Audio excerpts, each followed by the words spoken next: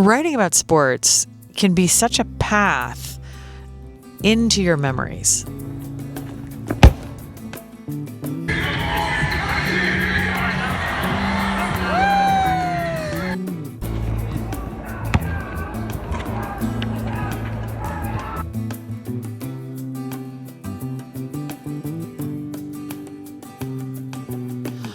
Okay, look, I am not a sports caster.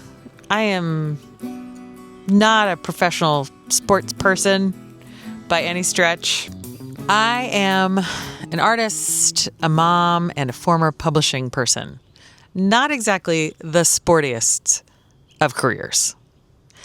But I have to say that something happened this past week in New York City that got me really thinking about sports and the role that it plays in our lives. Maybe you guys were watching along for the Knicks' amazing comeback and win in Game 5. It was an incredible time to be in New York City, I won't lie. Just the energy on the streets, even after Game 4, where they had that incredible comeback. I was out walking the dog at around 7:15 the next morning, and total strangers were coming up and, talking to me. This one guy turned around and he was like, "We got our energy back. Yeah." And, and everybody that I knew had some story from the subway or from the sidewalk of connecting with people and just having a moment. So I was just thinking a lot this past week about how sports play such a major role in our lives. Whether you are sporty yourself or just a fan, sports can be such a big part of our lives and such a big part of our narratives that I thought it would be fun to think about sports in the context of writing, of course, in a journal or making art in a journal. Okay, so going through that, historic win really made me think about other amazing sport moments that I have experienced both in my own life as well as a fan. Sports, like a journal, are a form of a time capsule or time travel. When you think back on some of those critical moments, it really brings you back to that time in your life, to those people you knew, to the moment in history. Writing about sports can be such a path into your memories. Yeah, I mean, whether you're thinking about your elementary school soccer league or the Olympics or anything in between, sports can be such an avenue, such a pathway to incredible memory. And sports play such an important role in our lives. So today I want to appreciate that link. I'm wearing my sporty shirt. It's my son's old summer camp. And spend some time writing or drawing or painting or pasting something really meaningful about sports into your notebook.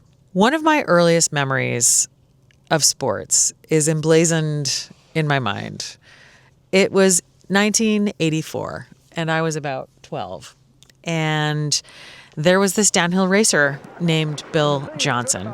He was kind of this upstart. He had gotten in all kinds of trouble, and apparently the judge said this kid could go to jail or he could go ski race. I don't know. I mean, it's kind of a funny story if you think about it. That was his option.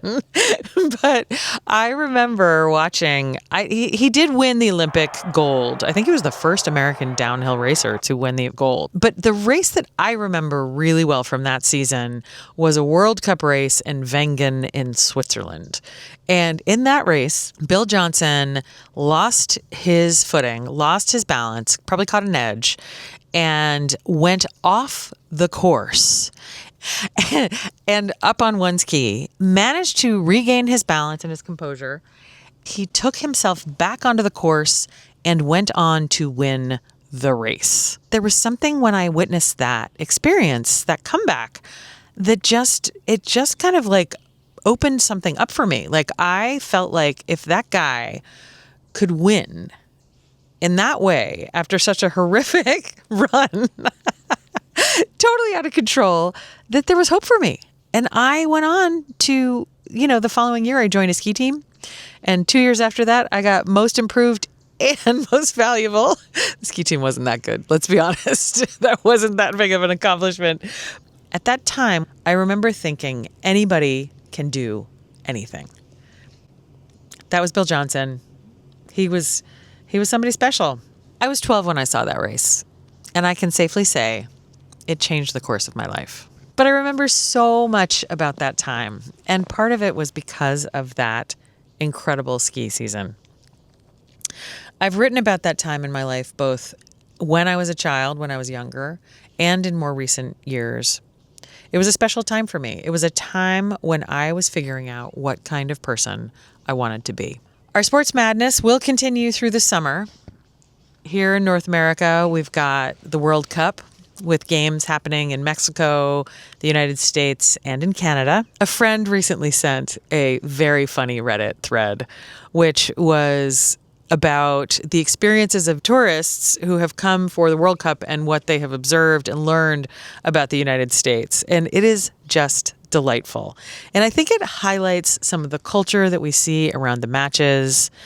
I think about the stories of each of the teams and the players, the political context, how hard each of those individuals have worked to get there, and the families that have sacrificed so much to have their kids turn into these unbelievable athletes. Maybe your next entry, if you decide to write about this, will be about your own experience on a team. After my skiing experience peaked at age 15, I discovered rowing. And I will say that that sport became such an important part of my life through high school and college. It's really how I met and made the closest friends that I still have today. It's where I learned to appreciate moving your body and feeling strong and having that joint experience. You know, for me, I was in eights, which meant that I was in a boat with 8 rowers and 1 coxswain. And it just was an incredible part of my life for a long time. So all of this is to say that sports are culture, and they are our lives. They give us strength, and they take it away. Maybe you've always hated sports, and that's a great thing to write about too. Were you picked last for dodgeball? You came back from that when you discovered running and you finished a marathon? In middle school, I was the worst, no exaggeration, runner on my cross-country team. I was so bad that even the captain remarked at one point on our way back from a race in Hopkinton, Mass. He remarked, "Why don't you just quit?" But his question really made me want to finish the season just to prove him wrong. 20 years later, I finished the New York City Marathon. Time horizons can be long. Before I wrap up this story, I do need to mention that one of the incredibly important elements here is the people. So much of what makes the experience meaningful is the people we are with when we are doing the sports that we love. That terrible season in junior high school, well, my father attended every single race. He wasn't a man known for big displays of love and affection, but he showed up for my races again and again. And every time I came in last. And he was there. In fact, I ran the Marine Corps Marathon before I qualified for New York. For New York, you have to do all these like special training runs, and you also have to volunteer a certain amount of time. So I did, 10 races and 2 volunteers or whatever to qualify for the following year. So that first year, I actually got into the Marine Corps Marathon in Washington, D.C. My mom and dad both came down to support me. The day that we ran the marathon, I was running with a bunch of friends. It was really a great event. It was so much fun. And we were coming around the mall, and my parents were there waiting for me. And my father got out on the course and started running with me. He ran around the mall, around the Capitol. He was wearing this, sort of photography vest, and his camera was flapping. He might have had binoculars. I just remember there was a lot of motion, but he ran along with us. And it was such an incredible moment for me.